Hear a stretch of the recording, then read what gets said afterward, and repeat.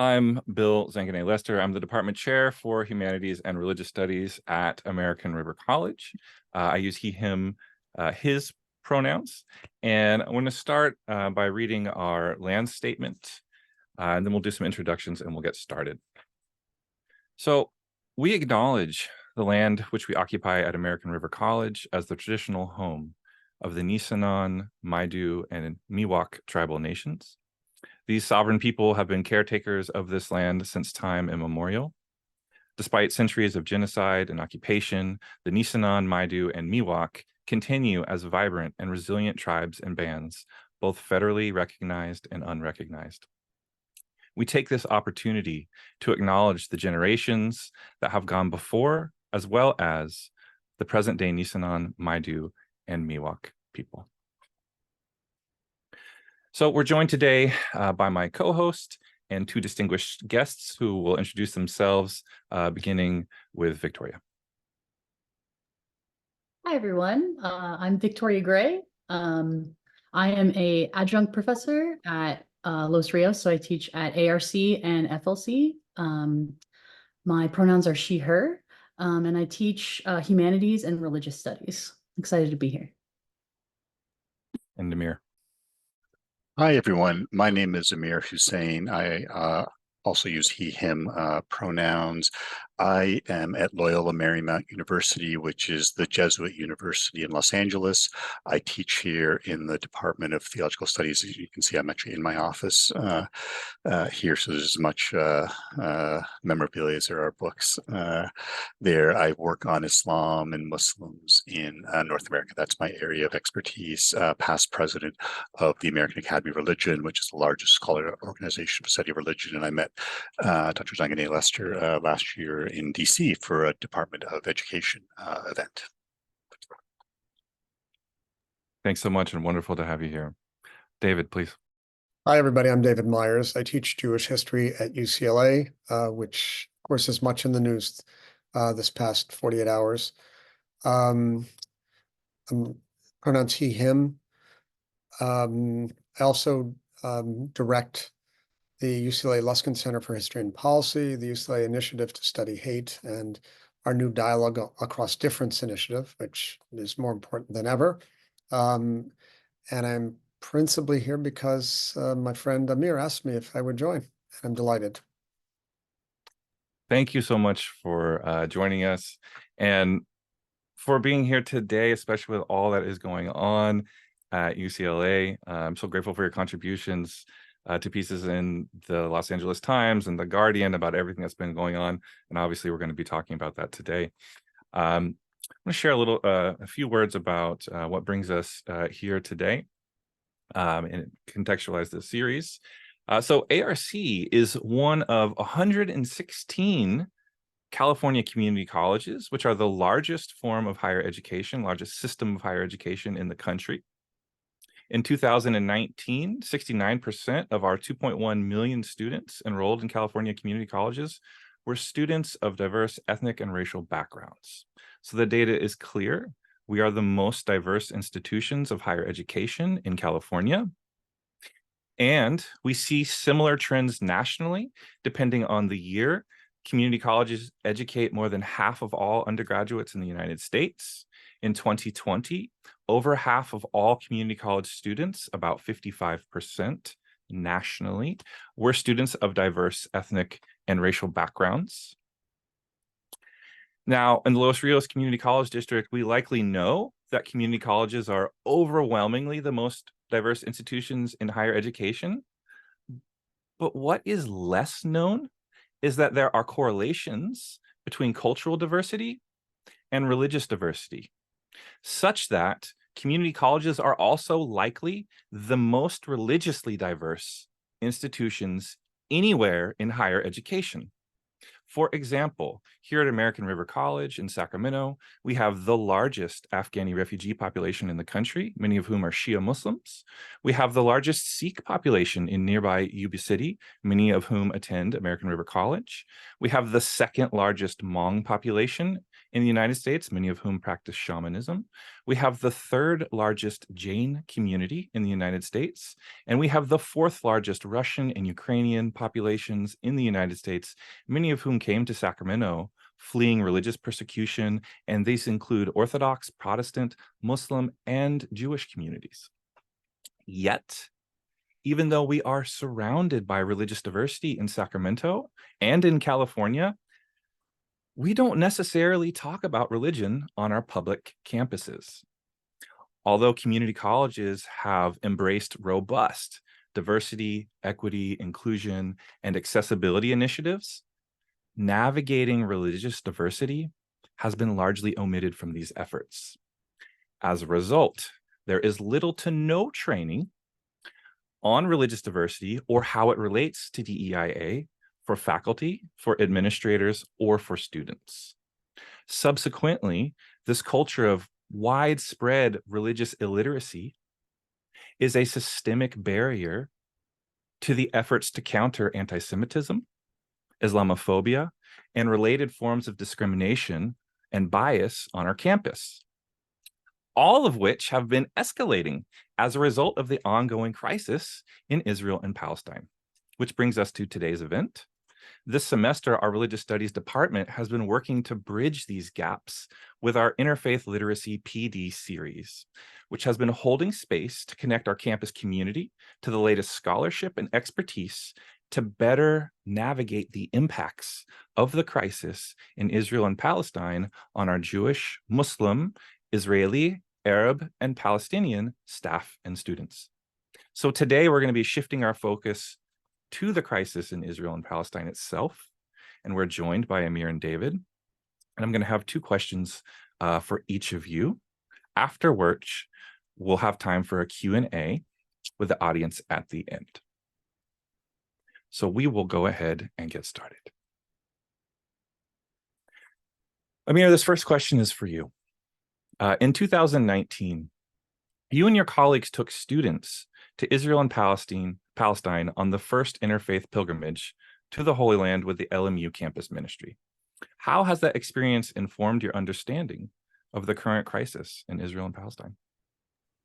Thanks for that, Bill, and thanks to you, Victoria, and thanks especially to David for agreeing to be part of this. Let me just a little bit of backdrop. I came to LA in 1997. I taught in the Cal State system. I taught at Cal State Northridge, so really familiar with the CSUs, less so with the UCs, but certainly with the community colleges. You know, in my case, more in LA, not in Sacramento. But the work is just so important there. In 2012, we went on a trip at LMU that was done through our Center for Service and Action. We're a Jesuit school, and so the religious literacy is a very different kind of thing here. This is a private Catholic institution. I happen to be a Muslim, and so the fact that I've been welcomed here is its own other story.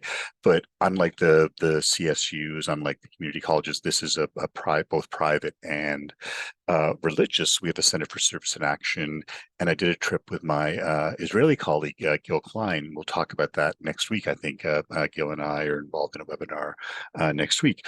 But this is bringing in David. David very kindly opened up his home to us and spoke with our students that this was a trip that was really done around what's happening on the ground with peace and justice issues there. Neither of us, and this was 2012, Gil or I had any faith in either the Israeli or the Palestinian leadership to sort of come to a peace, but Israelis and Palestinians had to live together. And so that trip was really, what is it that Israelis and Palestinians are doing? And David, as I said, very kindly opened up his home to us and spoke with our students. It was just marvelous there to give them training. That was 2012. Your question about 2019 was the first time that our campus ministry did an interfaith pilgrimage trip. And that I think was really powerful. So it was me, it was Rabbi Zach Zeisman, who was our campus rabbi. We're a Jesuit school, but in campus ministry, we have an office of Muslim student life. We have an office of Jewish student life. we've got about 6,000 or so undergraduate students. We've got a couple of hundred, maybe 250, 300 Muslim students, about the same number of Jewish students, and the university supports both those groups as well as other religious groups too.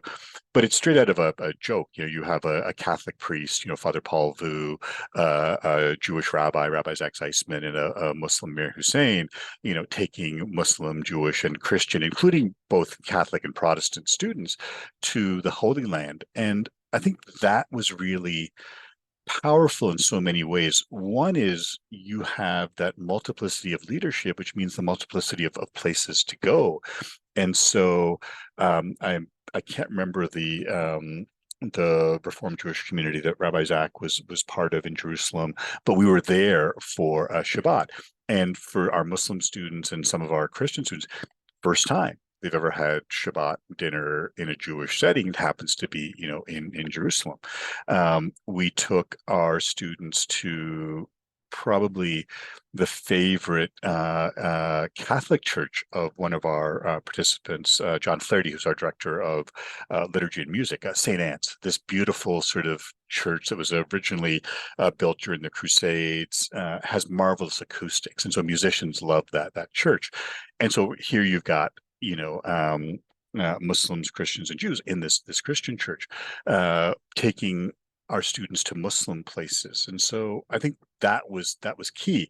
You're bringing students to different places to show them different stories. You can have a trip that brings students to Israel and shows them sort of, I'm not going to say the Jewish story, because of course there's multiple stories, a Jewish sort of perspective, or a Muslim perspective, or a Christian one. And that's important to note, that you've got significant history in Israel, Palestine of Christians, including some of the oldest churches there. So it's not just that, the Palestinians are Muslim, that they're a Christian Palestinian. So that's part of it as well.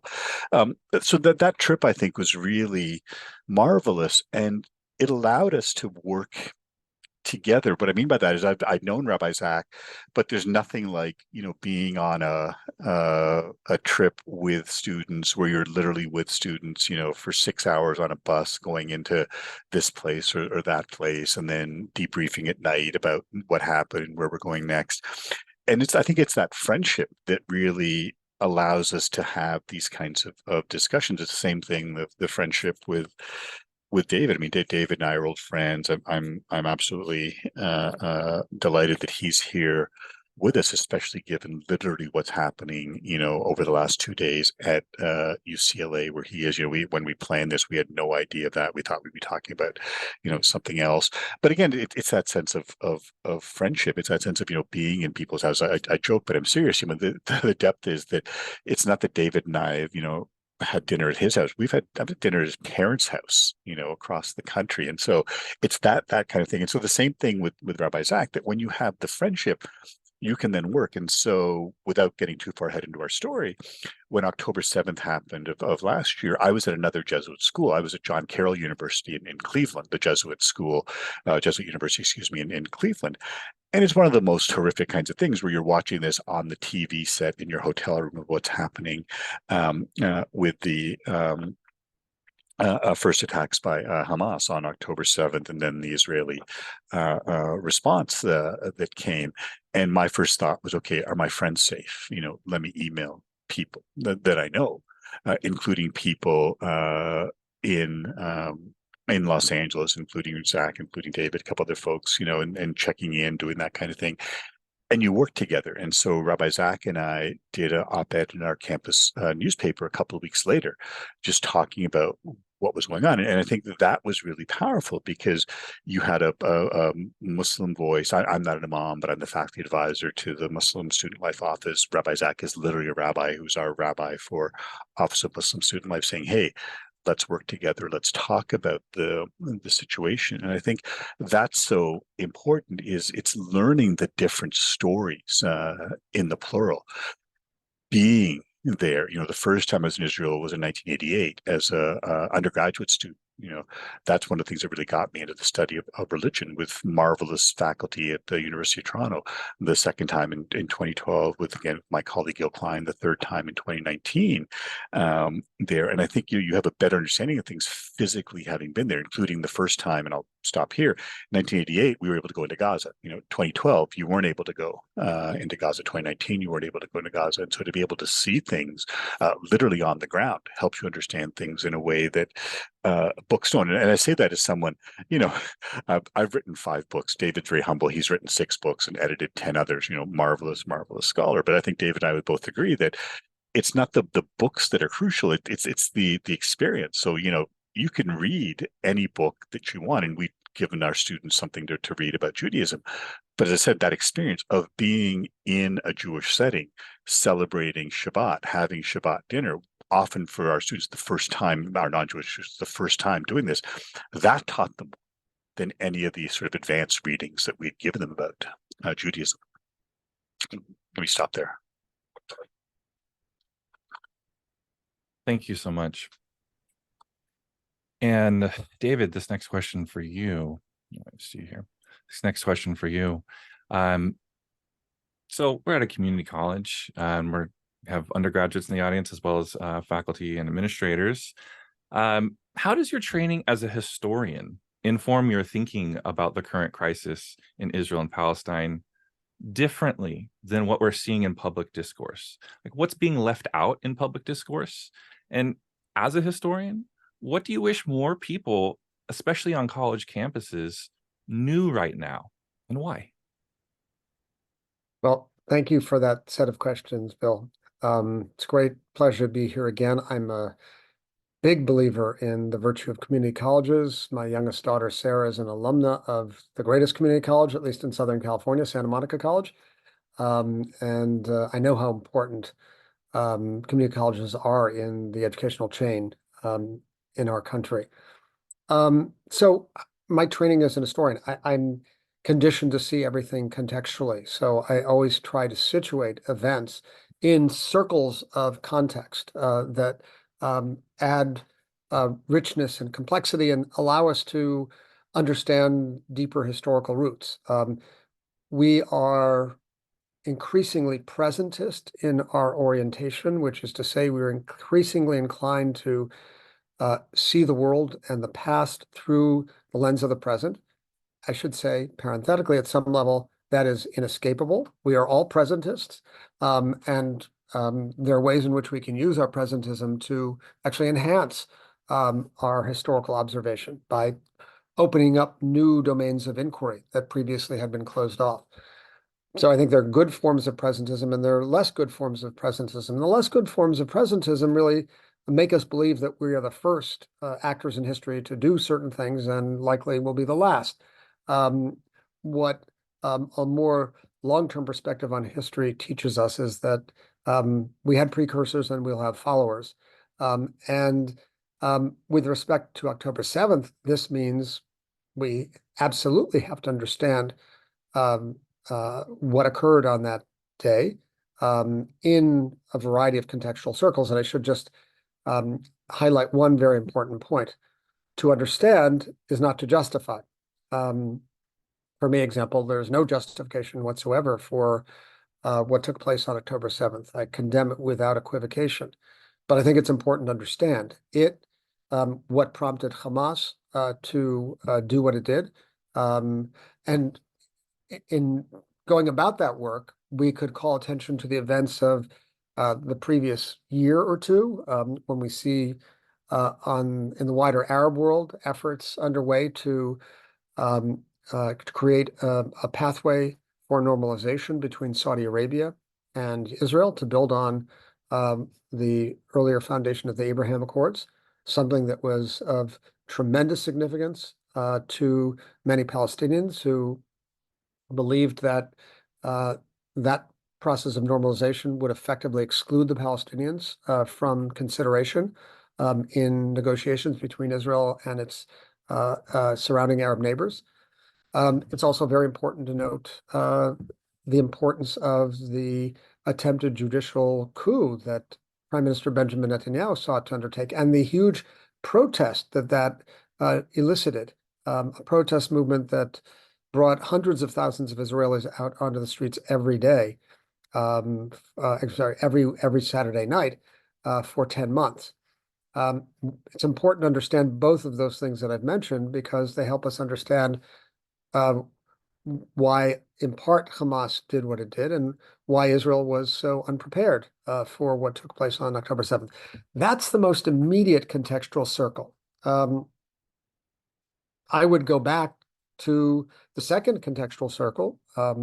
There could be, and I'm making a somewhat arbitrary choice just owing to limitations of time, but we could certainly go back to 1967 to the 6 Days War, when Israel conquered very significant amounts of territory on which Palestinians lived, principally in the West Bank and Gaza Strip, the latter of which, of course, is so much in the news and in our thoughts.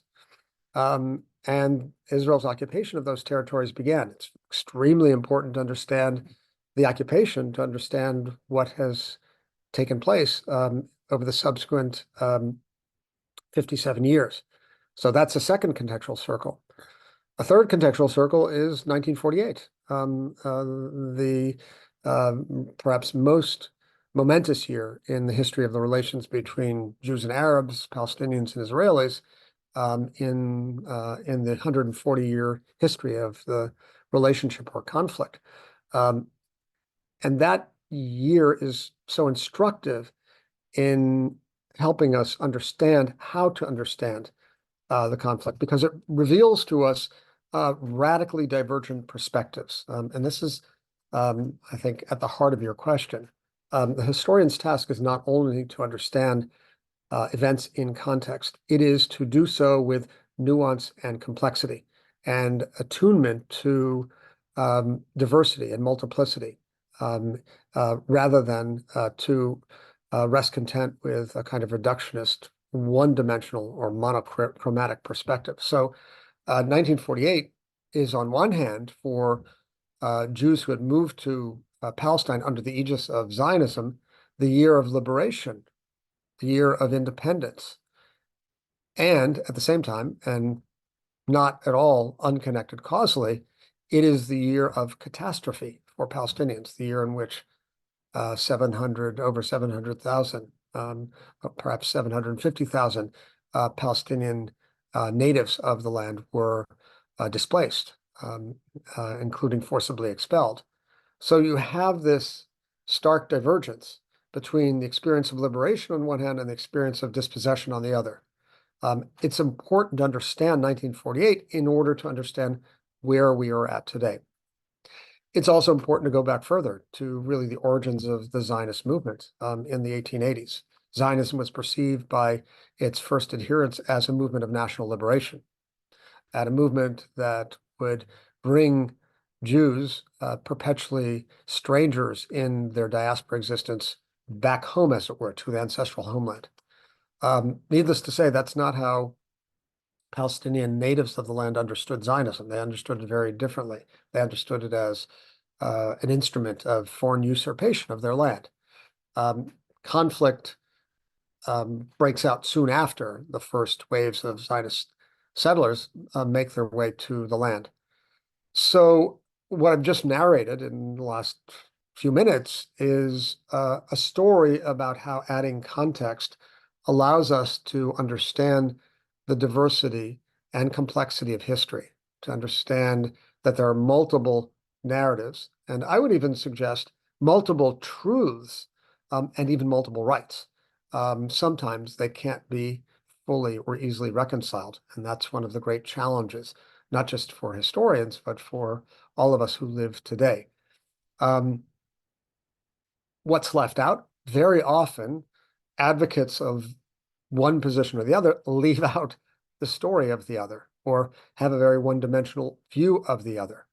And I believe that that not only inhibits a full-bodied view of history, but attempts to achieve a pathway to a better future. And so I would really urge us all to constantly push ourselves to widen the historical lens, such that it is open to divergent historical perspectives. I know that in my field, Jewish history, we very rarely, those of us who studied Jewish history that took place in Palestine or after 1948, the State of Israel, very rarely made any effort to study Palestinian history, the history of Palestinian nationalism. That was left out. The narrative of the Zionist arrival to Palestine and the ascent of Zionism and the creation of the State of Israel, that was a story unto itself. At a certain point, I don't know, maybe 15 years ago, I resolved that I wasn't going to teach the history of Zionism of the State of Israel without teaching the history of Palestinian nationalism or the history of the Palestinian experience entwined together. Because to do so in that more isolated way was to rob history of its depth and capacity to illuminate how we got where we are.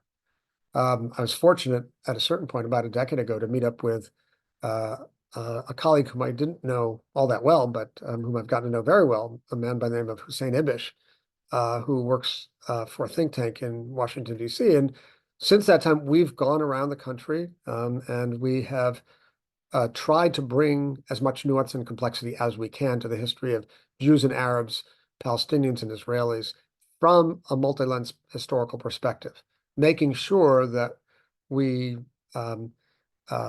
don't exclude from the story the lived experience of one major group of people. It's really important to do that. It means you can't tell the history of Palestine without telling the story of Zionism, or of the hundreds of thousands and ultimately millions of Jews who made their way to that land.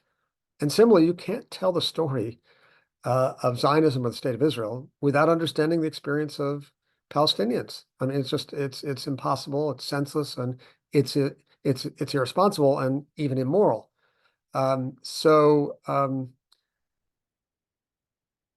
I stand for the proposition that my field can no longer allow for this kind of exclusion. For that matter, Middle Eastern history can't allow for the exclusion of Jews as part of the story of Palestine.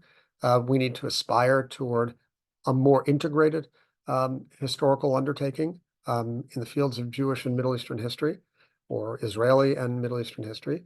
And that's really an important lesson for all of us to internalize, both to offer a more textured sense of history and to help us understand how we got to where we are. That's a long-winded answer to help explain how I try to think of October 7th in this kind of multi-lens, deep contextual way. Thank you. Thank you so much. So on these first two questions, I'm sure there are already in the audience may have many questions. Again, we will have time to address all of this and unpack what we're being presented with here. You can think of these ideas as trailheads that we'll explore in the Q&A. For the second question for Amir, how does yours, I asked about David's training as a historian. How about your training as a scholar of religion? How does your training as a scholar of religion inform your thinking about the current crisis in Israel and Palestine differently than what we're seeing in public discourse? What's being left out by public discourse? And as a scholar of religion, what do you wish more people, especially on college campuses right now, knew, and why? Thanks for that, Bill. Let me start not by talking about being a scholar, but as a teacher, because I think all of us, you, I, David, see ourselves as teachers as well. And that's one of the great things, again, about the community college system is the great teachers that you have there. So when I teach, for example, the world religions class, the first thing I say in the class, and I repeat it over and over again, is if you're going to learn one thing in this class, it's that there's no one way to be anything. And you look at the Jewish example, maybe 13 million, 14 million Jews in the world. So very small number. You talked, Bill, about the number of Sikhs, that there's more Sikhs in the world than there are Jews in the world, and yet within that small group, what's the diversity within the Jewish tradition? And David speaks to that. My own experience as a Muslim, now granted, there's almost 2 billion Muslims, so you expect diversity in 2 billion, but the huge diversity, the ethnic diversity, linguistic diversity, cultural diversity, the where are you on the liberal progressive sort of spectrum, diversity, that's all over the place. And what's fascinating sometimes in my Islam classes, especially because we have students who are American born, American students, American Muslim students, international Muslim students, and someone will say, oh, we do this because you're Muslim, and someone else will say, no, no, no, no, you do this because you're Turkish. Like, I'm Saudi and we don't do that. And so it just, that sense of the internal kinds of differences. So I think back to your question about, as a scholar of religion, first of all, you just wish that there was more literacy about religion. I mentioned the American Academy of Religion, the largest academic group of study of religion. In about 2016, we started doing some work funded by the Arthur Vining Davis Foundations around religious literacy and what people should know about religion. It wasn't sort of a list of facts that, Jews do this or Muslims do that. It's really more about religion, how religion works, the distinction between being a person of religion and being an academic who sort of studies that religious tradition. So, first I would say I wish more people were literate about sort of religion writ large. Second, about religious traditions in particular. And when you're talking about the Israeli-Palestinian thing, often it's framed as Arabs and Jews or Muslims and Jews. You want to say, well, the Palestinians are also Christian. And that's another part. I mentioned that in my first answer, that, the fact that there's been a historical presence of Christians in that region since the time of Jesus, like literally since the time of Jesus. You want to annoy a Palestinian Christian, ask them when they converted to Christianity, and they'll tell you, oh, maybe 2,000 years ago when this guy you may have heard of, Jesus came to our village, like it's just so that history that's there. So I think that's really important. And as David said, that shared history, like one of the best books actually written by a historian about the ways in which Muslims are seen, Norman Daniels' magnificent book, Islam in the West, The Making of an Image. And he could write that book because he knew Latin and Old French and Spanish and Arabic and Hebrew. And you want to say, yeah, how many of us can say, oh, yeah, we could read the Hebrew sources, the Jewish sources, in Hebrew, or the Jewish sources in Arabic, or the Muslim sources in Arabic, or the French sources, or the Latin sources, and really get a good picture of things. Are we sort of consigned to our little silos where I can read these sources, but not those sources? It's not about intellectual, ideological thing. It's really about, do you have the physical ability to read these kinds of things? And so I think that sense that David was talking about of bringing in the complexities, that oftentimes these religious traditions don't exist in isolation. My experience of being a Muslim is different than a lot of other Muslims because I was born in Pakistan. I grew up in Canada. I've lived in LA now for almost 30 years.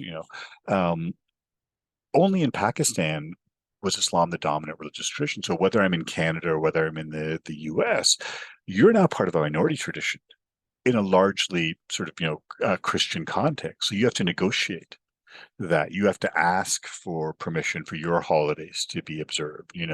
I can't tell you how many times I've had meetings scheduled, people scheduled meetings for me, on a Friday at 1. I'm like, yeah, I can't do Friday at 1 because that's the Friday afternoon prayer time. That doesn't happen in a Muslim majority context. Our students having to ask for, exemptions when they have evening classes and time for iftar to break the fast is 7:30, and saying to the professors, yeah, could you please let them take 10 minutes just to get something to eat because they haven't eaten all day? That doesn't happen, in a Muslim context. So, but where I'm going with this is to say that my own experience of being a Muslim is shaped by being in a minority context. Very different if I'm in the majority. So back to my LMU classroom, when you have students coming from Saudi or from the Emirates or from Kuwait, where they're majority Muslims, all of a sudden, wait, it's a different situation here. Wait, there's a rabbi on campus. Wait, there are priests on campus. How do you have those kinds of interactions? So I think that's really important. And you don't see this because people sort of assume things about religion that they wouldn't about other disciplines. What do I mean by that? Like, I can't tell you how many times people have come to me and said, well, I'm a Muslim and so I know this about Islam, or, I'm religious and I know this. And I'm like, yeah, that's not the same thing. That I would never presume to go up to an engineering professor and say, oh, those equations you have on the board for that, the stress on it, those are completely wrong. Here's the right equations. And yet people think that because they've grown up in a tradition, they somehow, and are believing member of that tradition, that somehow lets them know what I know as an academic. And I don't mean that to privilege myself. I just mean there's more to it than this. So again, in the classroom example, I say all the time in my Islam classes to my Muslim students, don't take this class because you think it'll be an easy A. Because you're a Muslim, that's great. It means you know some of the vocabulary and the practice, but think of an English class. If you're a native speaker of English, this does not mean you will get an A in an English class, because the English class is not about can you speak the language. The English class is can you analyze the text, can you understand them, can you write about them, do you understand the history, do you know why we do these practices, do you know why this event happened and changed this kind of thing. So where I'm going with this again is that idea that do we understand something about religion? And so I'm blocking out the name of the representative. It was a couple of days ago, and David, you may remember when they were doing the sort of questioning at Columbia University, and questioning the president of Columbia University. Now, as long as I've been an adult, Columbia University has had, issues with the Israeli-Palestinian thing that we get into, going back at least the time that Edward Said was teaching there. But the rep from Georgia basically said to the president of Columbia, look at what it says in Genesis about being with Israel, and if you're with Israel, you'll be blessed, and if you're against Israel, you'll be cursed. And I'm looking at this going, he's talking about Genesis 12, and he's talking about a person. He's talking about Jacob, who later in Genesis is renamed Israel. That biblical text isn't talking about the modern nation state that was created in 48. That's talking about one particular person who, like I said, at this point in the text hasn't even been called. He's still Jacob.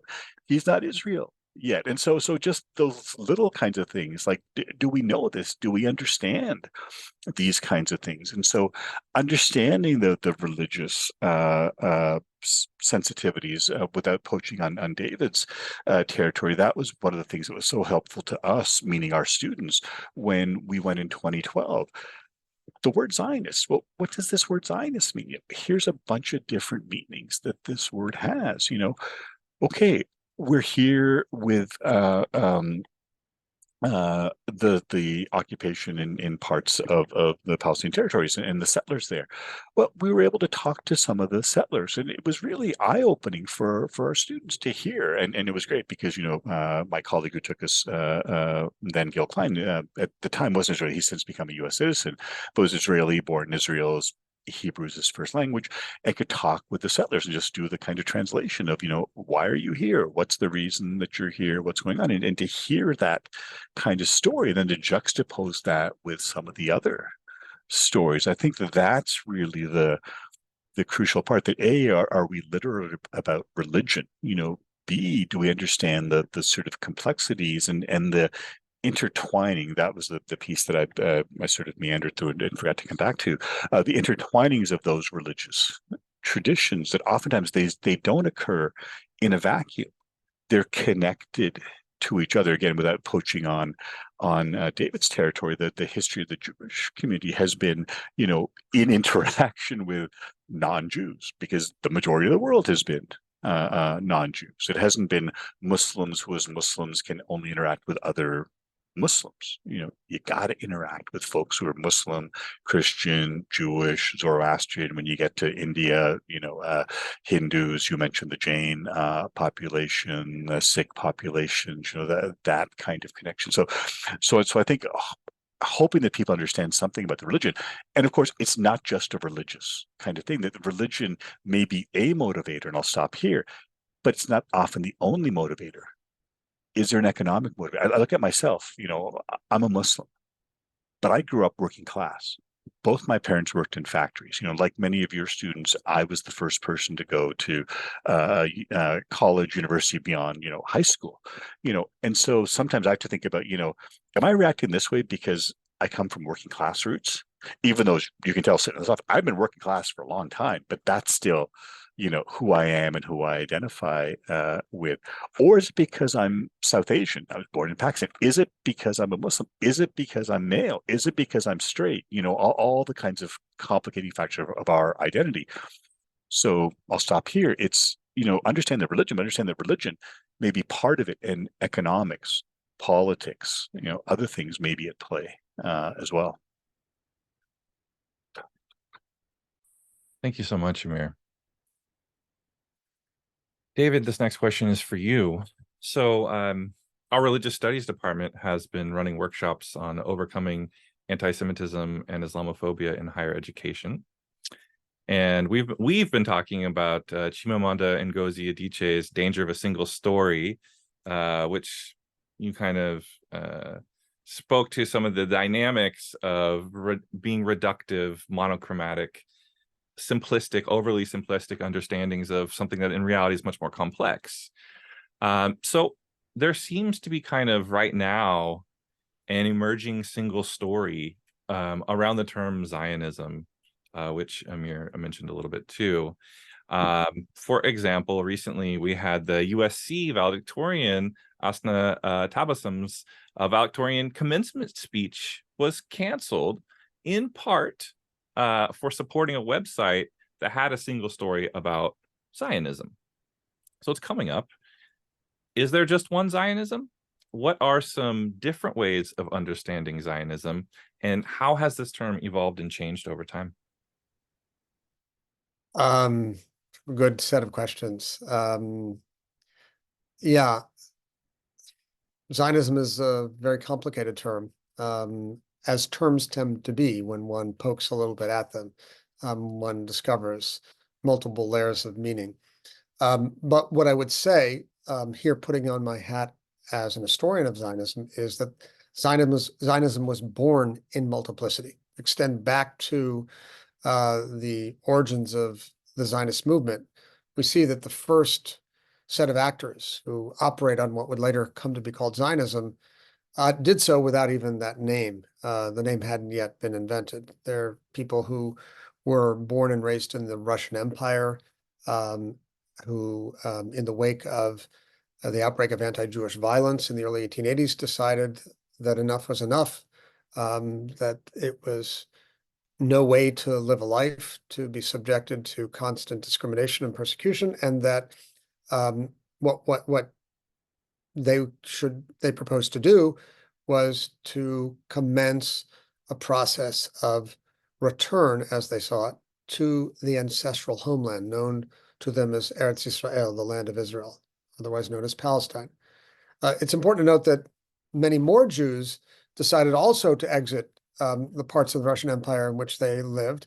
And in fact, the largest number ended up coming to the Americas, most of whom came to the United States between 1882 and 1924, before the gates of immigration were closed in this country. So the first wave of Zionist settlers who went to the land of Israel under the rubric of a group called Chibat Zion, Love of Zion, did so without being Zionists. The term came about a decade later. And already in that last decade of the 19th century, we see a number, at least 3 different strands of Zionism emerging. The one which would become, for a long time, the normative strand of Zionism was that associated with a figure named Theodor Herzl, who was a Hungarian-born a Jew who moved to Vienna with his family, studied law, and then became a journalist, and had an epiphany sometime in the early 1890s. And then that sense of urgency was compounded by his observing a massive outbreak of anti-Semitism that surrounded the false accusation that a French army captain by the name of Alfred Dreyfus was guilty of espionage. Herzl arrived at the recognition that anti-Semitism was such a persistent force in European life that Jews needed to escape Europe, and they needed to do what other self-respecting nations should do, which is to create a state. So his vision of Zionism was what has come to be called political Zionism, with the endpoint being the creation of a state of the Jews, by the Jews and for the Jews. And I should say that he imagined that state as potentially taking rise in the land of Israel or in Argentina, or after an offer from the British in the early 20th century in a part of Eastern Africa known as Uganda at the time, not identical to today's Uganda. So Herzl was not particularly sentimental about the land of Israel. He was really intent on creating a political state wherever one could be created that would serve as a place of refuge for Jews from the ravages of anti-Semitism. He convened a Congress that brought delegates from around Europe called the Zionist Congress, the first Zionist Congress in Basel, Switzerland in 1897. And one of the people who sat there was a Hebrew author, someone who had a very significant role in developing the modern literary essay in the Hebrew language, went by the pen name Echad Ha'am. Echad Ha'am says, I sat at the Zionist Congress where Herzl laid out his ideas like a mourner at a wedding feast. His vision was completely different.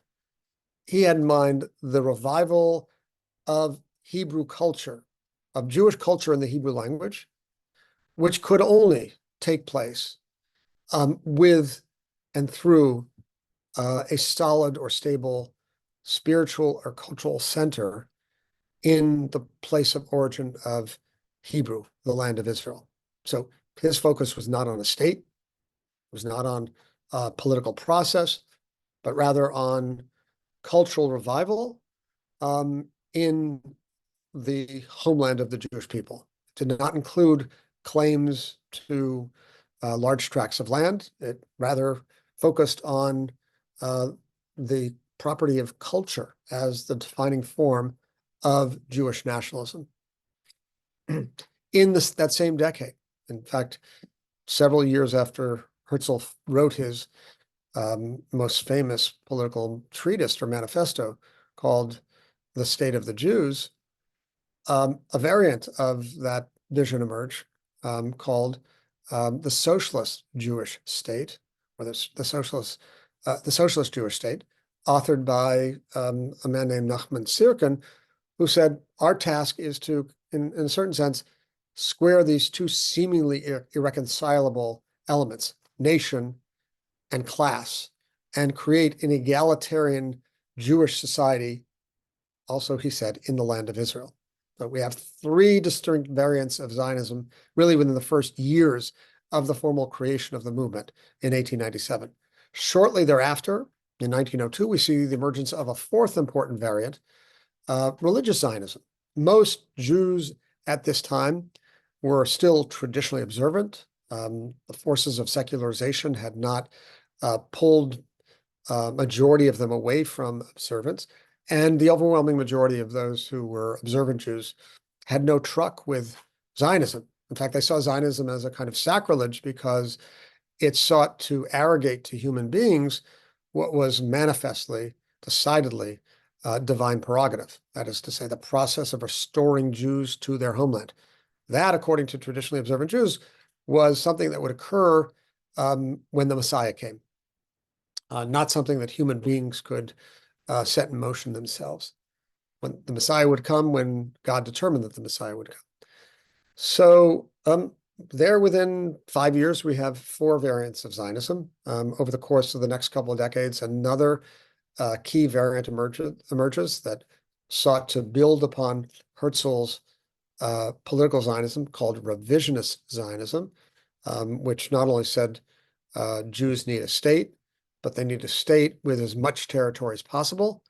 And for revisionist Zionists, that state could only be in Palestine, but it should be on both sides of the Jordan River, not just all the land to the west of the Jordan River, but the west and east, meaning what is today's Hashemite kingdom of Jordan. So, and I should say there were bitter fights between the competing camps of Zionists, particularly between the heirs of the socialist Zionist movement, often known as labor Zionists, and the revisionists. So one was kind of moderate socialist group, the other was a territorially maximalist group. Both believed in the importance of settling the land, and that necessarily entailed friction with the native Palestinian population. And ultimately, by the time we get into the 1930s, those two factions, which still detested one another, agreed that the goal of Zionism should be the creation of not just a Jewish state, but a Jewish state with a Jewish majority. Demographically, that seemed like a very heavy lift. When Jews first began to come to Palestine in the 1880s, there were about 25,000 Jews and about 500,000 or 600,000 Arabs. So a minuscule percentage of the population. And so that vision of creating a Jewish state with a Jewish majority was really cutting against the demographic realities on the ground, but was perceived to be essential to the viability of a Jewish state. I would say that at that point, and certainly when we move to 1948 and the creation of the State of Israel and its first government under the control of the labor Zionist political figure David Ben-Gurion, that ethos of creating a Jewish state with a Jewish majority was already launched, and it created its own very profound dissonances with the Palestinian population, because, as Ben-Gurion said in the midst of the 1948 war, our goal is to acquire the largest amount of territory with the fewest number of Arabs. That was really essential to his vision of creating viability and sustainability for the Jewish people who had been devastated 3 years earlier in the Holocaust. So we have lots of variety within the Zionist movement. I'll just add one more thread to the story, and that is that after 1967, after Israel conquered the territory that it did in the 1967 Six-Day War, we see the new rise to significance of what had been a minority strand within Zionism to that point, which is to say religious Zionists. Religious Zionists saw 1967 as an act of divine intervention. They saw it as an act that saved Israel what they believed to be was imminent extinction or perpetual struggle at a minimum with surrounding Arab neighbors. And since that time, we have seen the ongoing ascent of religious Zionists and religious Zionism to the point where they now are a very important component of the far-right coalition of Benjamin Netanyahu. There are many different variants of Zionism, and I'll say just one final word, which opens up a big new area of inquiry, which is Zionism as it's perceived by settler colonialism, a paradigm that has become quite prominent in contemporary scholarship, and which portrays Zionism as a project essentially of eliminationism, a project intent on the elimination by settlers of the native population. And that elimination can come through forced displacement, genocide, or assimilation. These are all part of the ways in which scholars of settler colonialism understand the way it works. And I would say that there are definitely points of virtue in the settler colonial paradigm. I think Zionism at certain key points in its history has indeed been intent on eliminating in one way or another the native population in the name of creating a Jewish state with a Jewish majority. And yet, to go back to your first question, Bill, life is complex, history is complex. So while Zionism may have been and may be a project of elimination, it's also important to note that Zionism was a project of escape and refuge and rescue for Jews in need who had very little awareness of what Palestine was, who the residents of Palestine were, and sought only a place to escape persecution from the late 19th century up through the Holocaust. And so that's a way in which we can complicate both the story of Zionism and settler colonialism and understand them as more multidimensional than sometimes they are perceived to be.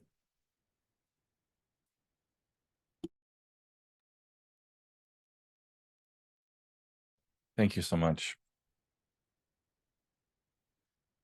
Thank you so much, David. What a foundation for some great questions. We have such a rich offering here and a lot of different directions we can go in.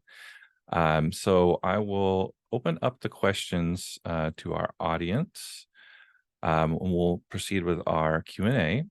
So the way we have it set up in the webinar is that you can submit questions directly to myself or V, and we'll sort through the questions and then ask our panelists the questions. So please, any questions you have, go ahead and you can start sending those.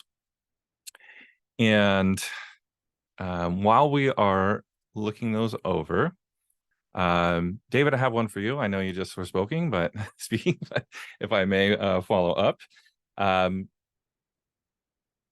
Speaking of Asna Tabasum's commencement speech and what happened at USC, and then of course I want to talk about UCLA as well. What kind of responses did you have to the way that USC is handled the situation?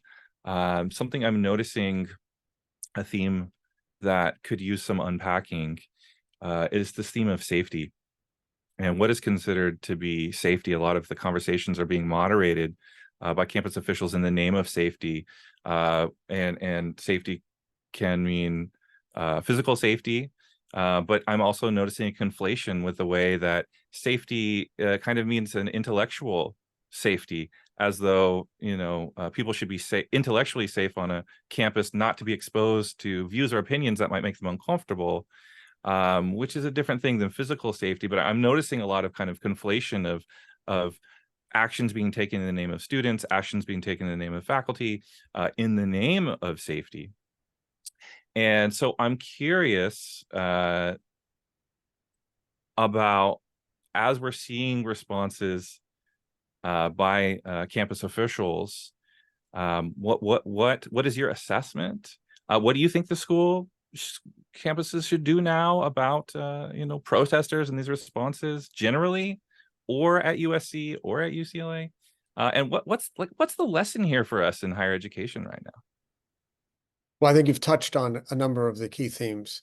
I'll just begin by saying I wrote an op-ed piece in the LA Times in which I criticized USC for rescinding its invitation to Asna Tabasum to be the valedictorian and or to deliver the valedictory speech. I,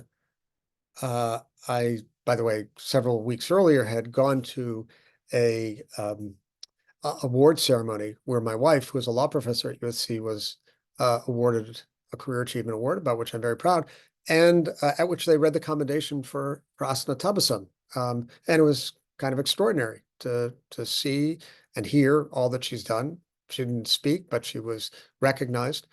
And it seemed like an extraordinarily impressive record that was worth honoring. I think there are two things to say. One,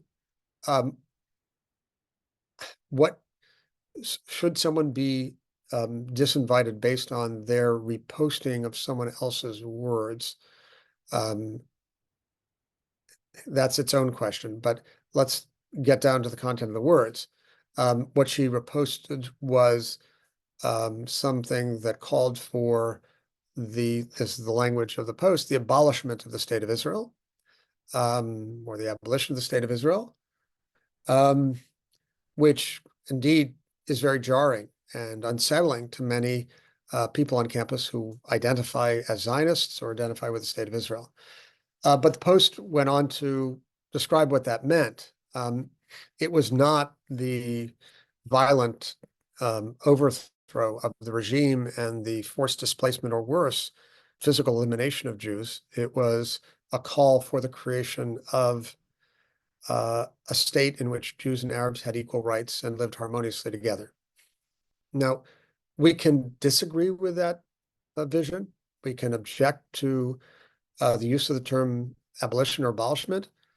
But to me, that seems like political speech. That falls into the realm of political speech.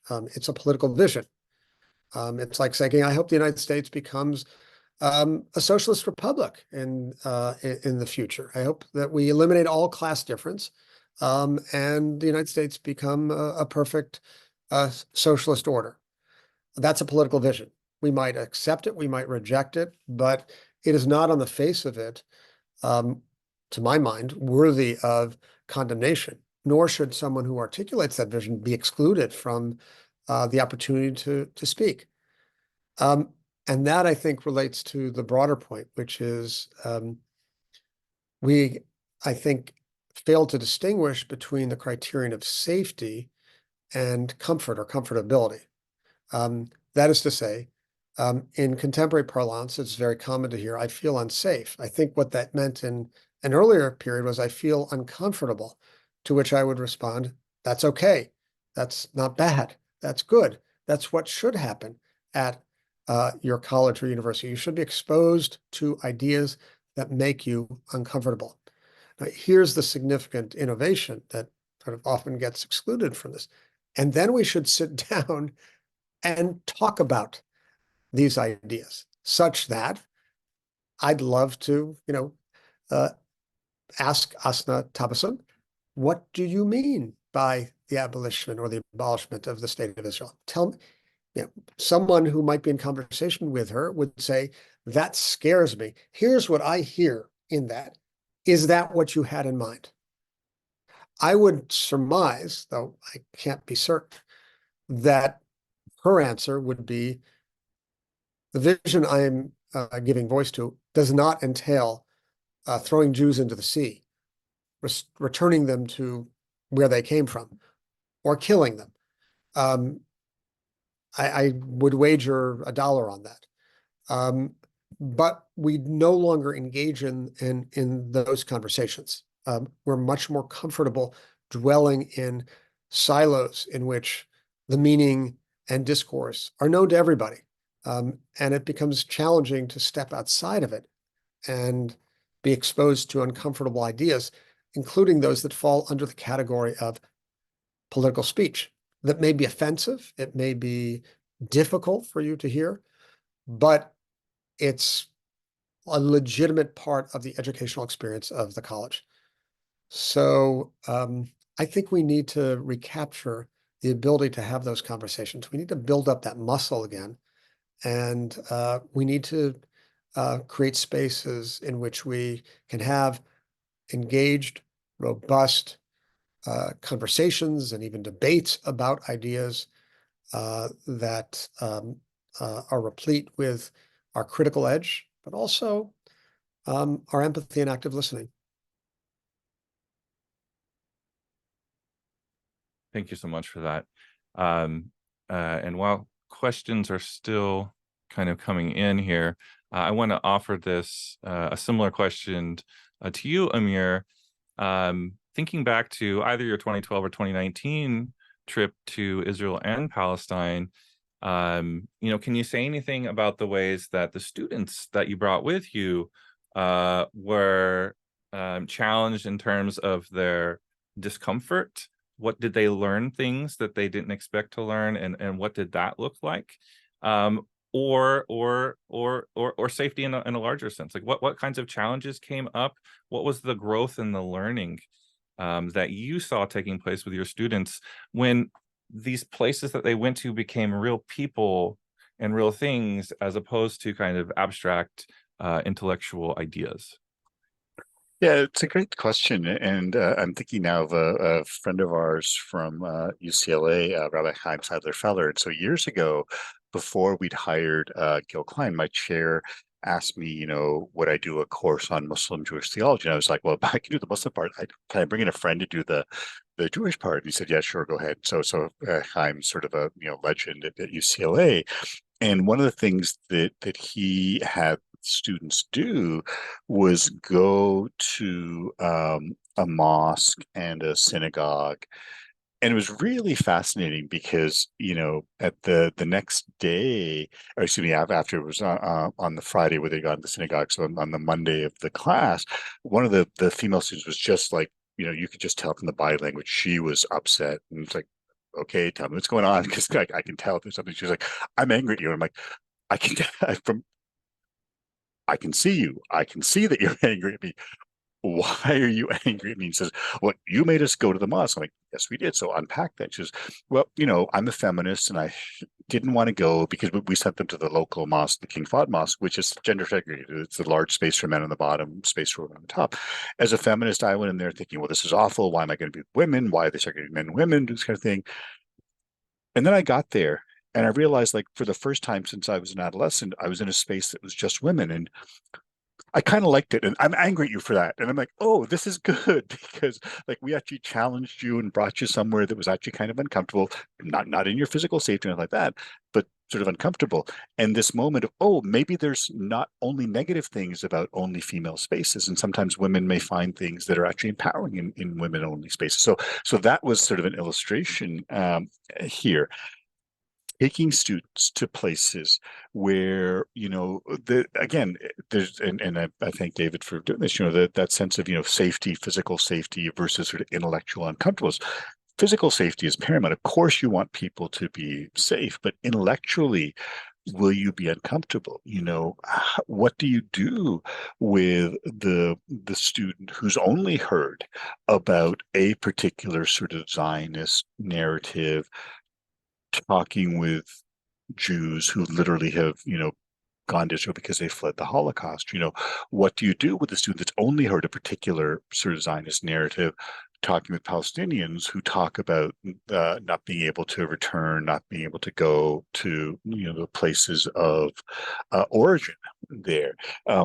I think introducing them to each other's stories, like one of the things that David recommended, when we went there, and Bill, I really appreciate what you're talking about with what you're doing in your department of reading things, including reading novels, was, oh, you want to learn something like this? David, I remember you said, yeah, read Amos Oz's, A Tale of Love and Darkness. That'll give you a sense.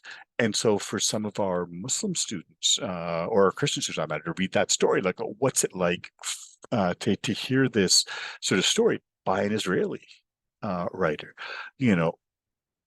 I will always recommend the poetry of Mahmoud Darwish, the national, poet of Palestine, and for some of our Jewish students to read that. And in 2012, we actually went to Ramallah, and it was sort of fascinating being there, going to. I didn't take him to. I mean, I sort of skipped out on something with our students, I think, during lunch, to go to Darwish's grave just to pay my own sort of respects there, but to bring them to, these kinds of places. So I think that's really the crucial thing, that intellectually are we making you uncomfortable? That's actually a good thing, because that's where the learning happens. That's where you stretch. That's where, you use the analogy of being in the gym.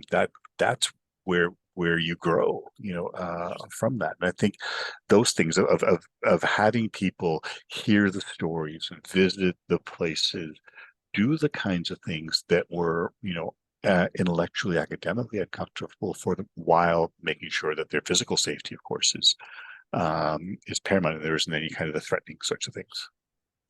I would just say that I completely concur with what Amir said. I probably said or recommended that you and the students, Amir, read not just Amos Oz's A Tale of Love and Darkness, which is a really beautiful and searing autobiography by one of Israel's leading writers in the Hebrew language, but also, and in parallel, read a book by a near contemporary of his, the renowned Palestinian philosopher Sari Nusseibeh, called Once Upon a Country. These are two people who grew up less than a mile away from each other in completely parallel universes, until they encountered one another later in life. But it's such that the juxtaposition of those two books offers a entree into two proximate yet distant worlds of Jerusalem in ways that I think help us understand the beauty, the allure, and the complexity of that city. So I think, again, consistent with my theme and my pedagogical principle that we should teach the history of Zionism together with Palestinian nationalism and vice versa. I think we should read Oz together with Sari Nusseibeh and vice versa. Thank you both so much. David, I want to ask you about what has happened on Sunday night, Monday morning. Can you tell us what is happening in UCLA?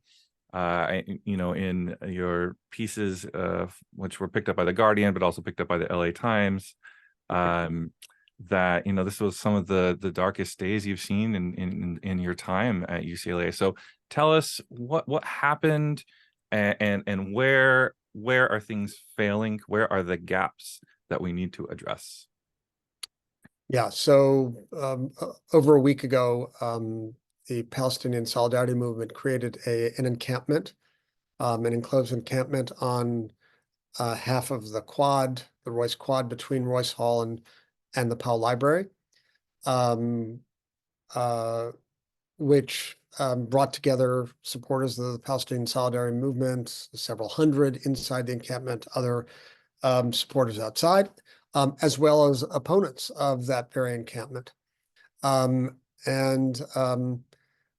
This was a kind of a physicalization of the Palestinian Solidarity Movement that has been an important presence on our campus for decades, but particularly after October 7th. In the highly polarized world that arose after October 7th, there have been two very divergent perspectives that have been expressed. One, that the university needs to do all it can to support Palestinian solidarity, including divest from companies that do business or supply arms to Israel, and consider boycotts, including of Israeli academic institutions. And another group that argues that precisely those kinds of actions and others amount to harassment and the creation of a hostile environment for Jewish students. And I think there are also many people in between those two positions, many people who sort of look on at the intensity of the debate with some measure of perplexity, not fully understanding what's going on. So there's been this rift that has become exacerbated after October 7th, and it was really physicalized in the creation of the encampment last week and the protests that arose around it.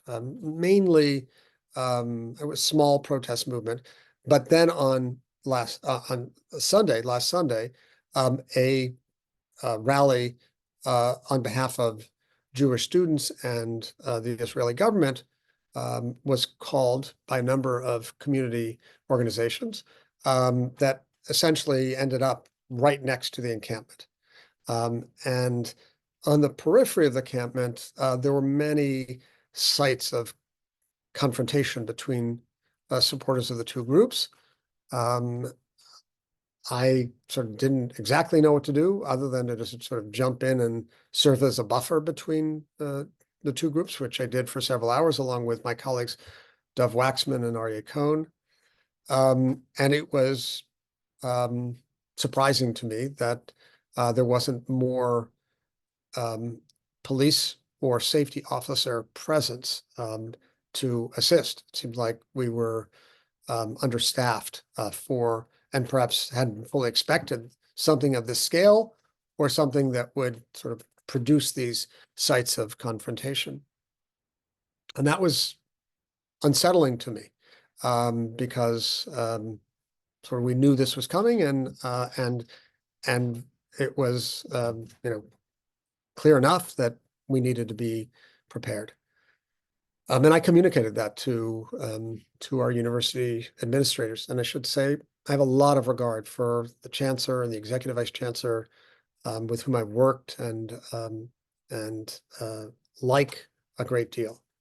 And I think up until that point, that Sunday, we had done a really good job relative to other institutions in allowing for protests to take place without creating too much of a hostile environment, without creating a hostile environment. Now, I should say there are allegations or assertions that there were instances of hostility or harassment that came from the encampment, as well as assertions that hostility came from the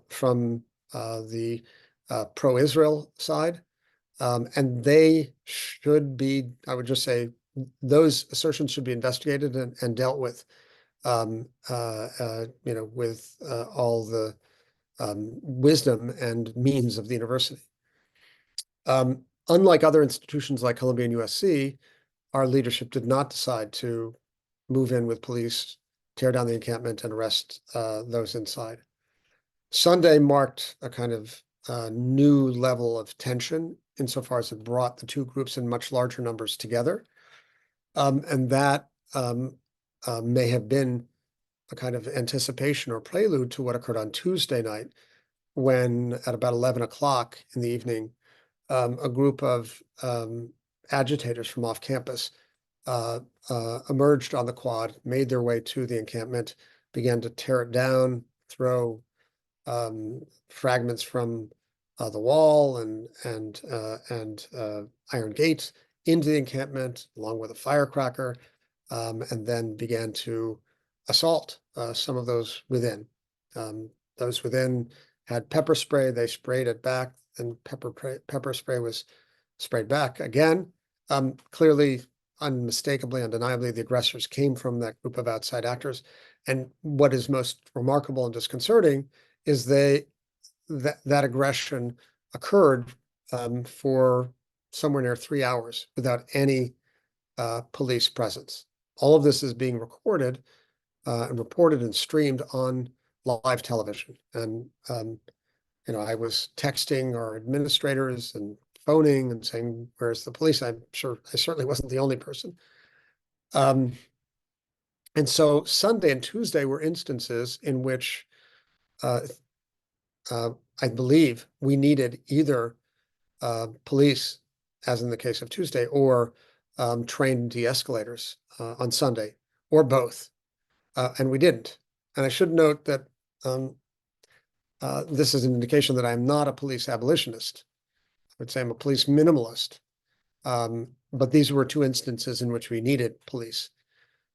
And then there was kind of the campus community on Wednesday morning was in a state of shock that this violence went on uninterrupted for hours. And the next day, it was announced that the encampment would be taken down through a police takeover. And that's what happened in the early hours of this morning. Everybody has seen the photos or heard references to it. A massive police presence, none of which was visible the night before, was on campus, and the police took down the encampment, arrested, I think, over 200 people from supporters of the Palestinian Solidarity Movement, and many on campus are in a state of double shock after both Tuesday and then Wednesday/Thursday morning. A sense of perplexity about why no police one night, why excessive police presence the second night. Again, I don't envy our administrators who have to deal with an extraordinary complex situation with immense pressures coming from many different directions. But frankly, I think we terribly misplayed things from Sunday on, and sort of reacted in almost exactly the wrong ways. And you know, I don't I want to recognize those who have suffered, and those who have suffered certainly include, in the first instance, those who are subject to physical assault, those who have been arrested. But I also acknowledge that a good number of Jewish members of our university community feel that that the encampment posed a threat to them, that they were denied access to certain parts of campus, that they were denied access to the encampment if they didn't denounce Zionism, that buildings were defaced with offending and anti-Semitic graffiti. All of this, I think, was taking place. I don't think in equal doses on both sides, but we're in a very sensitive place right now. And I think the next challenge is to find ways in which we can begin to talk to one another, what I mentioned earlier, because without that, I don't think we can lay claim to the name of university. And we are, after all, the top-rated public university in America. So we can't lay claim to that title, then, you know, what are we doing? We have to find a way to have serious conversations. They may be extremely difficult. It may force one to have to hear someone explain why that person is a Zionist, or it may force someone to have to listen to why divestment is should be the policy of the university. These are really hard questions, and they're hard because we invest so much of our identity in them, and we should recognize that these are not abstract philosophical propositions. These are matters of our core identity. And we should tailor our language accordingly, and introduce a measure of sensitivity in speaking to people, and trying to anticipate what might be a needless trigger without surrendering our critical edge. It's a hugely challenging task, but that's where we're going to have to go. I feel like the stakes are enormously high. October 7th and its aftermath didn't invent the problems that we're seeing. It exacerbated them enormously. And we're at a state of polarization that is injurious to the health and continued existence of the university. And this week, I think, has really sort of physicalized that threat in a very sorrowful and unsettling way. Thank you so much for that. Thank you so much for that. That's so resonant with everything that's happening right now. And thank you for laying that out so clearly and compassionately. So I'm kind of collecting some of the questions in the chat.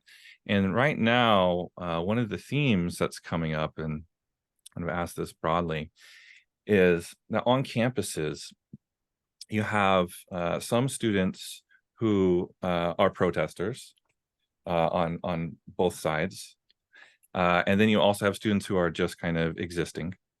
And I'm hearing many stories about the way that, for example, Jewish students are just trying to go to their classes, are just trying to get through their day, but are being ostracized by their peers for not having to answer to certain questions that maybe they don't necessarily have answers to.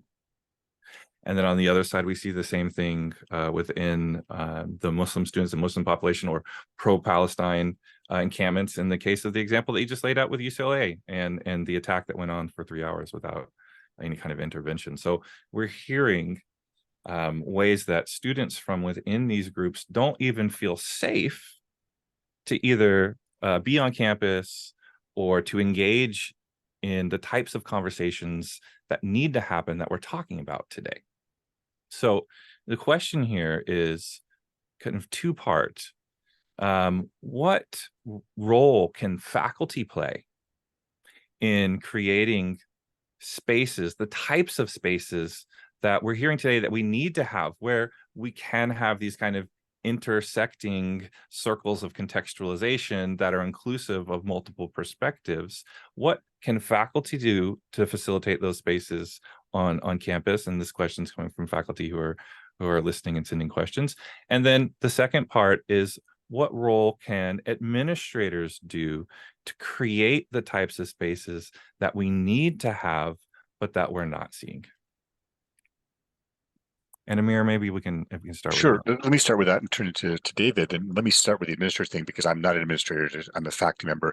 So it's much easier to tell administrator what they should do rather than us. So let me start there. Joking, of course. So we have even with a small campus, much smaller than UCLA's, that diversity. We have an Office of Jewish Student Life. We have an Office of Muslim Student Life. We have literally not just Jewish students, but Israeli students. We have students supporting Israel. We have Students for Justice in Palestine. So all the kinds of actors and things here. I think one of the things that our university administrators have been really good at is knowing when to sort of interact and when to start when things are just beginning to get out of hand, rather than, when it's clearly at hand, you can't do this.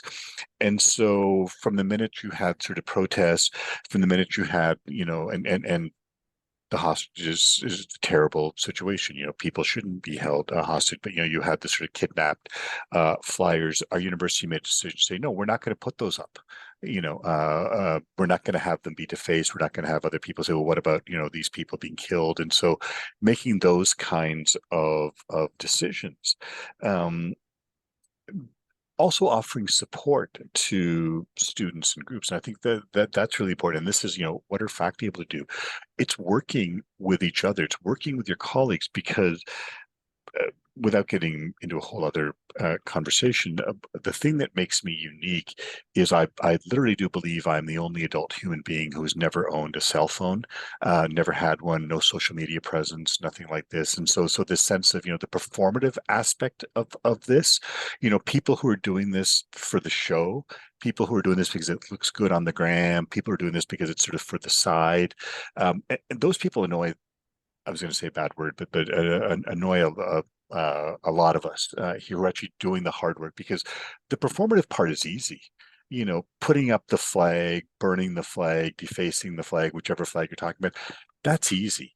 The hard work is, how do you actually come together? And so having, first of all, the trust, having that ability to work with colleagues, to bring students together, to be able to have those kinds of hard conversations, so that the Muslims become aware, oh, by the way, there are Jewish students or even Israeli students who don't support the policies and the politics of the Israeli government. Just like, guess what? There are American students who don't support the policies of the American government. Being able to create those kinds of spaces, having those things. It was really powerful, I think, when we did an event at LMU. And again, those of you who will be joining the webinar next week, we'll see these folks, Gil Klein and my colleague Najwal Katan, who is a professor emerita of history, happens to be a historian of the Ottoman Empire. And I knew that presentation that we did worked when we had students come up, including students from Students Supporting Israel and students from Students for Justice in Palestine, saying, hey, got to tell you, we actually like this. Made us uncomfortable at times, didn't particularly want to come and hear about Jewish suffering, but I realized I need to hear about Jewish suffering. Didn't want to particularly come and hear about the plight of the Palestinians, but guess what? I need to hear about the plight of the, I think creating those opportunities for students to do this, and sometimes in small groups, where it's in the classroom, where it's in those kinds of, to use a different term, safe spaces, where's a little bit of food available, and so you can have those conversations that are the real honest conversations, not the performative kinds of things. But it takes administration that's willing to do that right from the beginning, and sort of acting when people say that they need to act, rather than, wait, where are the police 3 hours ago when this was happening? Why are you bringing the police in now when this is going on? I think that creates some of the issues. I'll stop here just with a story, not about UCLA, but about USC. So David and I are fellows at the Los Angeles Institute for the Humanities. They meet at USC a couple, 3 weeks ago when this first started. I sent a note out to the president of the university, to the provost of the university, saying, "Hey, look, I'm a scholar of Islam. Can I help you with this stuff?" No response, and I didn't feel bad about that because, yeah, who are they to get an email from me? Who am I to send an email to them? Why should they respond? But then I was talking with Sherman Jackson, and I say in all sincerity, I am a scholar of Islam in America. Sherman Jackson is the scholar of Islam in America. He has an endowed chair at USC. And he said the administration didn't talk to him either. And I'm like, oh, that's actually worrisome because you literally have the best scholar of Islam in America who has an endowed chair on your campus, and you're not making use of him, or you're not paying attention to him. And again, that's the thing. Like any peace officer, and I use that term deliberately, will tell you, look, if you want to increase the peace, people have to know who you are. People have to trust you. You have to know who the people. You have to know who the players are here. You have to be walking around and doing the kinds of things. So that's us. That's the faculty members.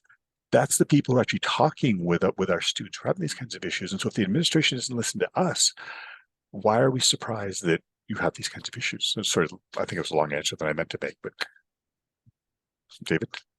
That was Yeah. exactly right. Yeah, please, David.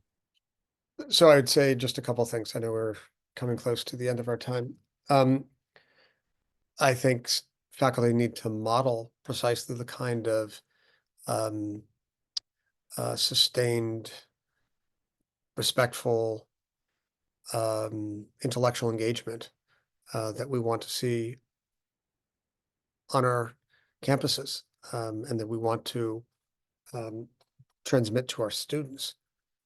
I think faculty are as responsible as any other set of actors on college campuses for sort of dwelling in silos and not talking to people with whom they are likely to disagree.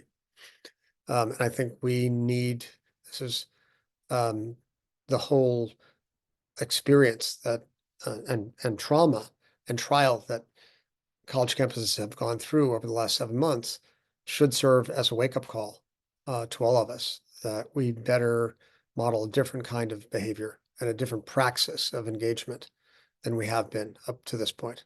Again, sorry for sounding alarmist, but the stakes are enormously high. Colleges and universities are on a brink on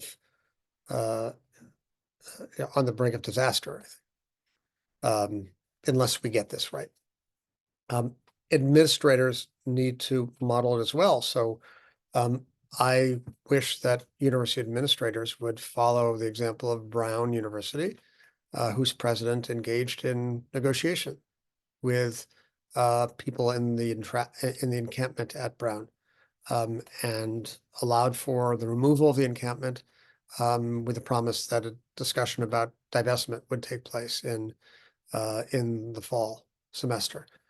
I think those are the kinds of alternatives to a forced police presence that we have to be promoting. And in the same vein, and here I credit the administrators at my own institution, the chancellor and the executive vice chancellor, they both initiated a program called Dialogue Across Difference that I'm involved in, that will allow for courses to be instructed that include both the form and content of the ideal of dialogue across difference. The initiative will provide training to people at every levels of the campus community and how to de-escalate, facilitate, build bridges. We will have begun to put on public events that model the kind of intense but respectful discourse that we want to see on our campus.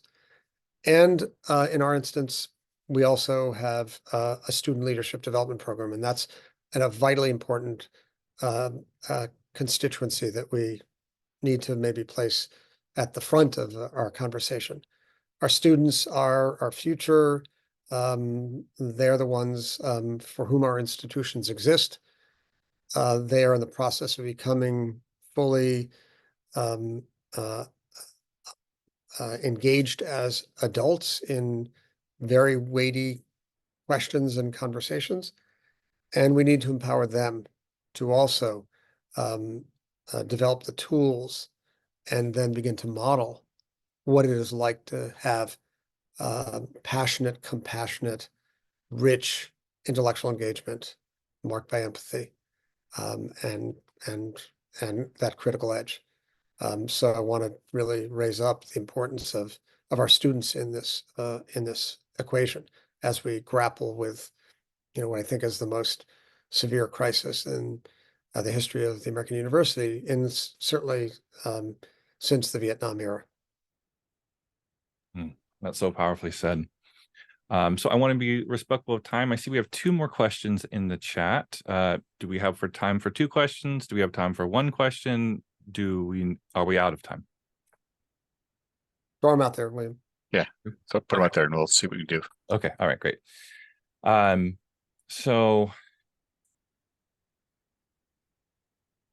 on this, on the theme of the types of spaces that we need to create and the challenges that we are facing, especially as a crisis in higher education, talking about widening that circle of contextualization, this question is asking, there seems to be a kind of national movement by political parties, in this case Republicans, to put pressure on universities to end protests. These pressures resulted in the firing of the presidents of Harvard, of Penn U, and there seems to be a more that there's kind of these external pressures that are weighing on universities. Can we say anything about external pressures that are contributing to the context that is exacerbating this kind of crisis in public education right now?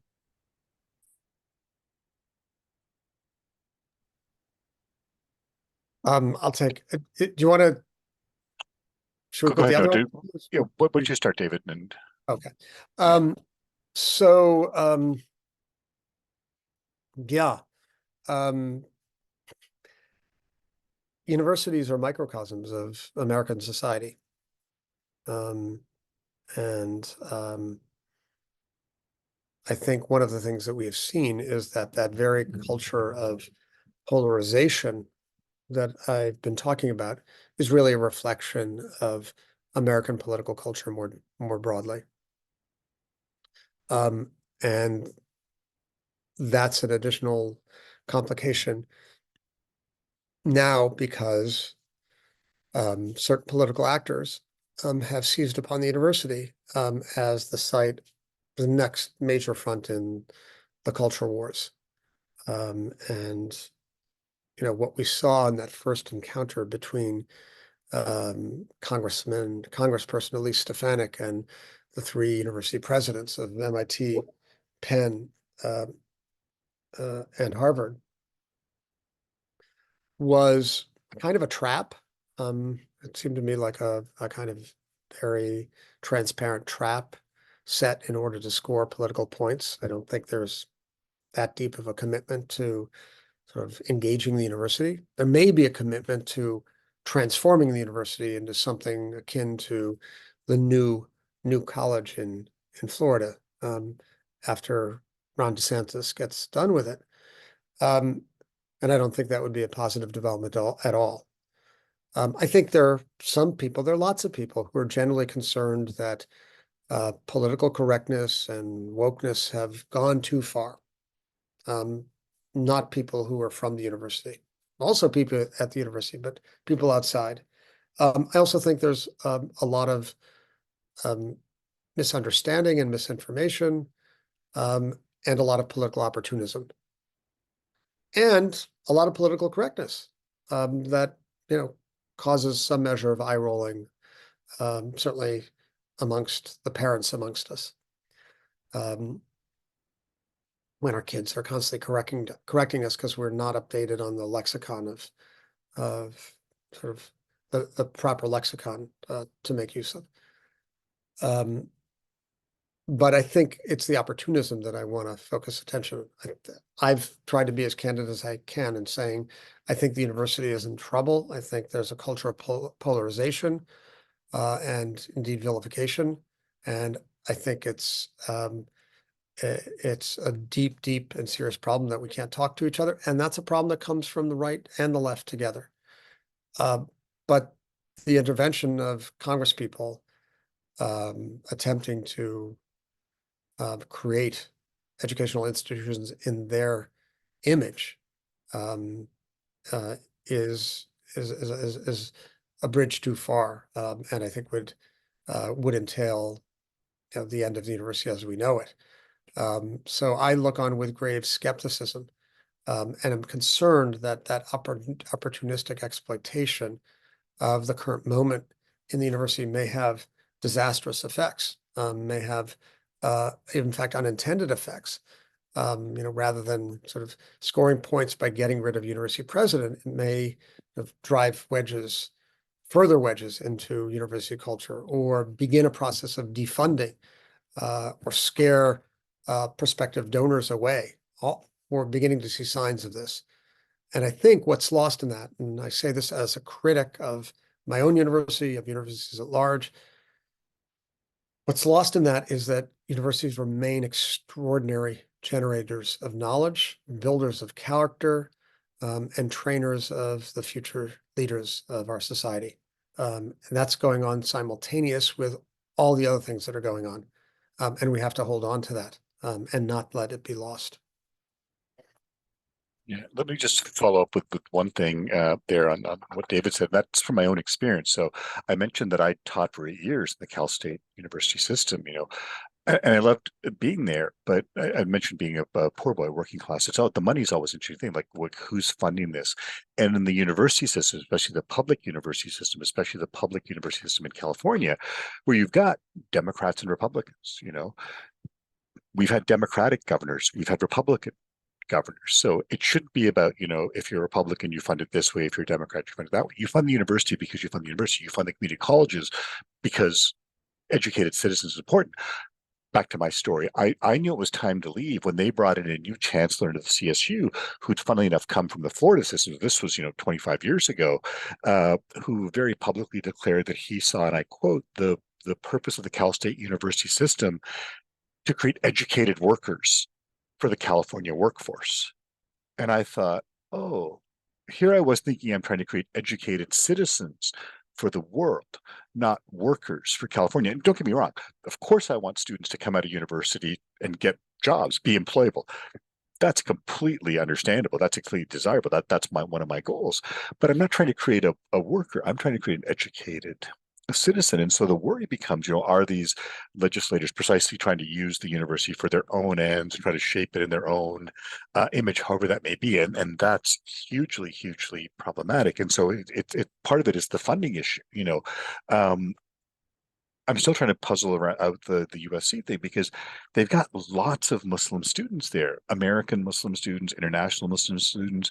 The tuition at USC, and I can say this is just as outrageous as tuition at my university. So you're just doing like a rough back of the napkin count and going like, they're probably getting $20 million from Muslim students in tuition. So clearly they must have some donor, and that's USC. I was at USC in 2016 as a fellow of the Institute for Advanced Catholic Studies, which is sort of funny that the Muslim guy at the Jesuit school was at the,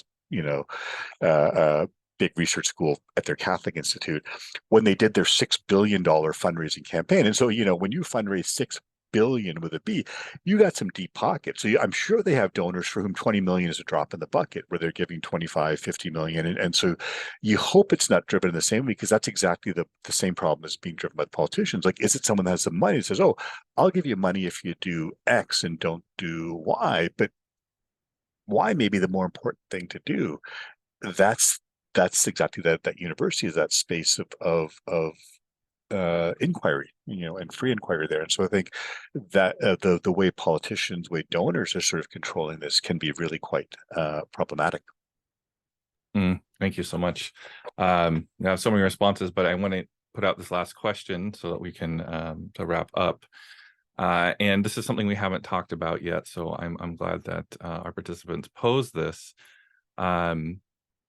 So this is going to pivoting to Israel and Palestine. And at this point, a two-state solution seems really difficult, if not impossible. And so the question is, do either of you see a two-state solution in the contested regions as a real possibility, given everything that has happened, that is happening recently? And what does progress there look like? Is it still on the table? Is it off the table? What do you see as the type of future that needs to be worked towards in Israel and Palestine? Let me say something quickly and leave it more for David, because this is more in his wheelhouse here.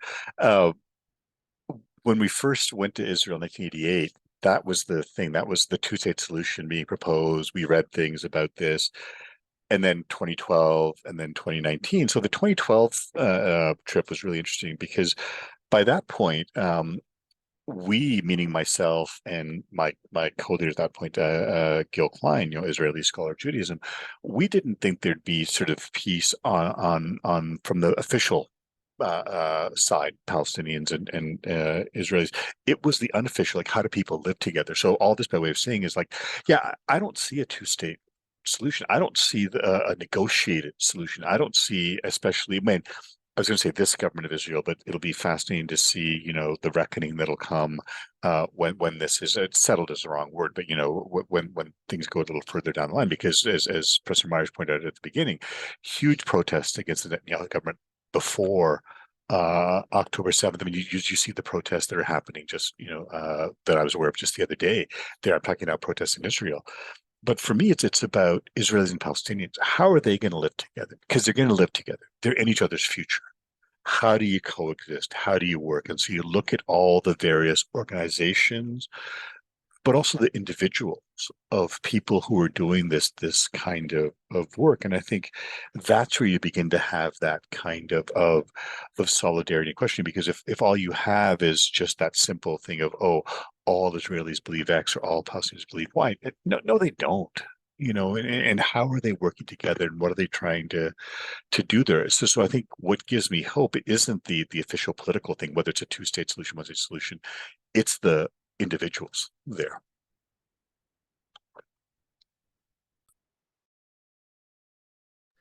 I'll try and be very brief. This is a big question. For decades, I was convinced that the two-state solution was finished, largely because of the extent of success, as it were, of the Israeli settler movement. Once the number of 500,000 settlers in the West Bank was reached, it seemed to me that, love it or hate it, the two-state solution was over. In the wake of October 7th, what seems even less realistic to me than two states is one state. What October 7th reminded me of was that it may well be that what is essential in terms of sort of swinging the pendulum towards the side of justice as the next act is a measure of separation that would manifest itself in self-determination for Palestinians through the creation of their own state. So I think there's a requisite degree of separation that's needed, but separation alone will not allow for a sustainable Palestinian state. There needs to be integration as well. And so I've become quite interested in the model of a confederation, which allows for two states with an open border and allows mobility between the two, such that settlers, should they choose to accept the conditions of living in a Palestinian state, could stay. Palestinians could move to Israel, provided they accept the terms of residence in that state. And there are many unworkable or seemingly utopian features of this plan as well, but it does capture, I think, the necessary balance between separation and integration that I think is needed in the short and intermediate term. In terms of, like, how can we even think of this? Here's what I'll say, maybe as the last observation. Never underestimate the radical contingency of history. History is consistent in only one way, and that is the constancy of change. There is a world in which the following factors could fall into place that would lead to, or could lead to, a different Middle East than the one we know today. They are a new Israeli prime minister, which I would say is likely after the end of the terrible Gaza war, a new Palestinian leader, which biologically is likely because Abu Mazen or Mahmoud Abbas will die at some point, the right second-term American president who can exert the requisite pressure on both sides that needs to happen, and the ongoing willingness of the Saudis to continue to be engaged in the possibility of normalization with Israel. Should they be so, and this time, should they be so without excluding the Palestinian question, should they be so and commit themselves to contribute to the reconstruction of destroyed Gaza, those factors could create a different political horizon than the one we currently see.